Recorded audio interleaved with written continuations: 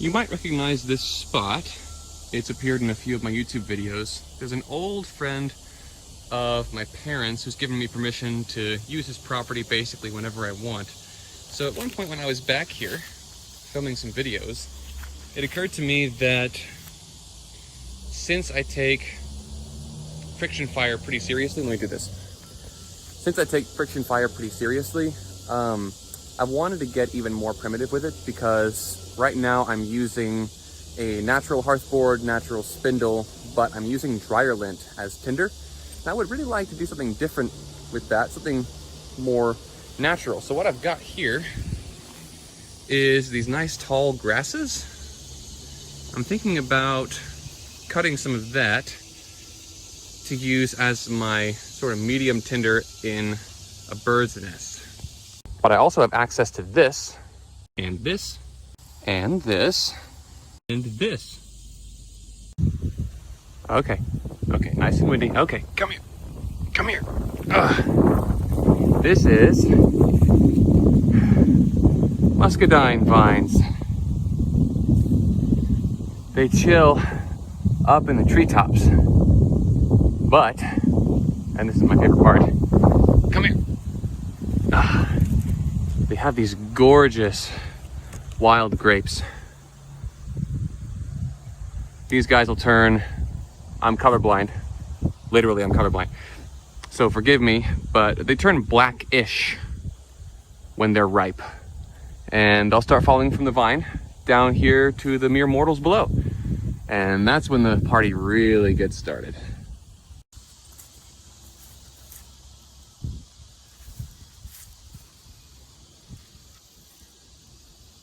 Well, hello. Unripe muscadines on the ground. Why, that can mean only one thing.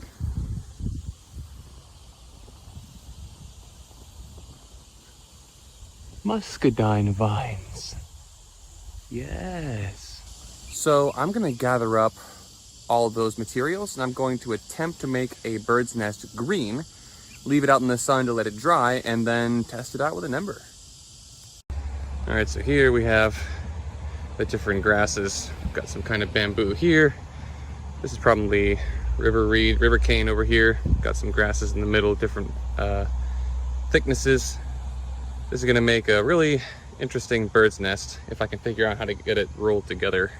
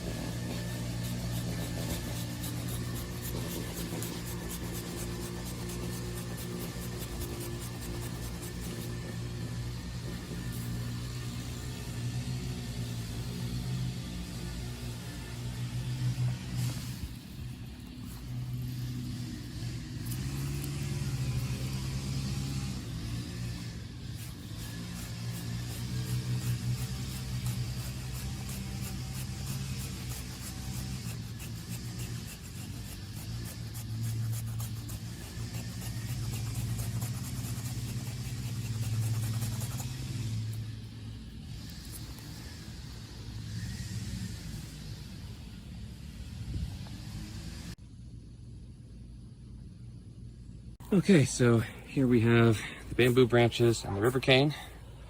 We have our palm branch stem shavings. Tiny grass with the big grass, and some extra pieces of grass that's already good and dry that I just happened to pick up on my way home. So once this all dries out in the sun, we'll see how it goes. And by the way, making shavings like these is a great reason to have a nice sharp spine on your camping knives, bushcraft knives, whatever you want to call them, knives. These shavings can be really useful in making fires, but they also tend to be a lot finer than your average feather stick. So yeah, pretty handy. Okay, these guys here, this running up here. These leaves separating off to the sides, this guy here. That's horseweed. That's what I use for my spindle, the long skinny part that runs up and down, the vertical thing. Insert picture. Yeah, this is what I use to make those. This one's immature, so no good. It's not big enough. But once it does get bigger, it might do great. There are some larger specimens out here in this thicket. Is that the right word? Thicket? That might do well. At any rate, later on this summer, there probably will be some good specimens out here for hand drills. Just gotta keep a sharp eye. Oh ho ho! This guy's looking very promising. Pretty thick toward the bottom too. You see that down there? See if I can show you. That stalk right there. Pretty thick at the bottom. So that one actually might do well here in a few months. Let it grow up and see what this guy can do. Check that out. Horseweed paradise. There's dozens of the little guys all clumped up together. Incredible. Yeah, as you can see, there's just no shortage of horseweed. Here's, I don't know, 5, 6, 10 more plants just right here. Yeah, they're all over the place down here. So I know there are other plants that you can use for hand drill, but horseweed is so abundant down here that I don't even need to know another one. Not yet, but you know, I think I will learn some eventually. This guy is called a sable palmetto, not to be confused with a saw palmetto or a sago palm. This is a completely different animal.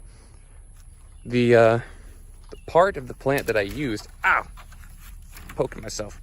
The part of the plant that I used for the shavings is this part here, the stem that connects the leaf to the stalk. This one actually happens to be fruiting right now, which is exciting. If you manage to catch these guys in just the right window, they're kind of gooey and tasty, but you know, not nearly as flavorful as something like a blueberry. But you know, they're not terrible. And you can make baskets out of the leaves. This one actually feels nice and stiff, making a nice strong flat-ish basket. But yeah, that's what the stalks look like. I forgot to record myself harvesting sorry, stalks. This is what the stems look like. I forgot to film myself harvesting those stems, so I thought I would show you what these look like. I don't need more, so I'm not going to cut this guy. But yeah, that's what it looks like. It is a sable palmetto. Here's a little baby one, isn't he cute? Ah, now this bird.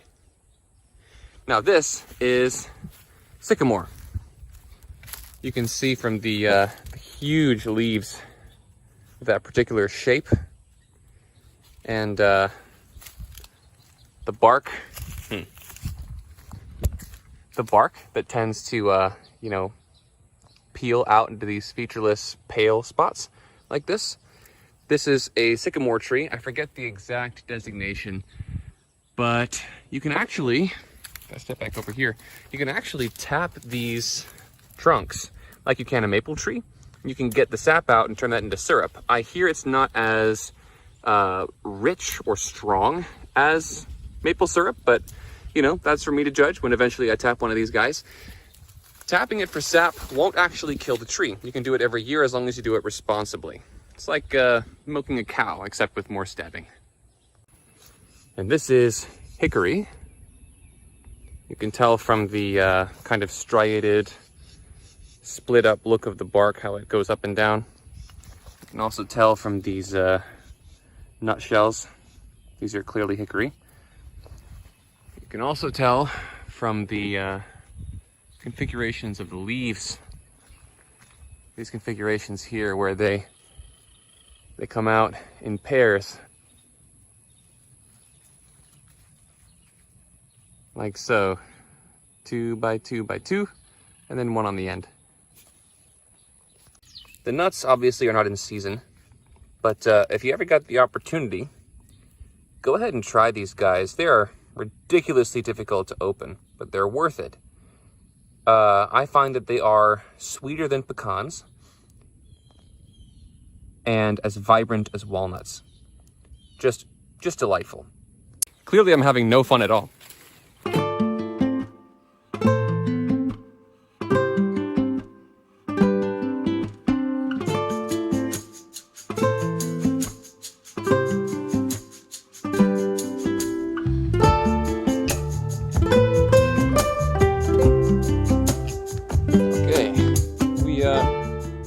We interrupt your regularly scheduled programming for a little story. Now, you'll notice that the video didn't end with the usual kind of hand drill spiel, because if I recall correctly, it's been a few weeks, but if I recall correctly, there was rain forecasted for that night, so my materials obviously couldn't go in the house.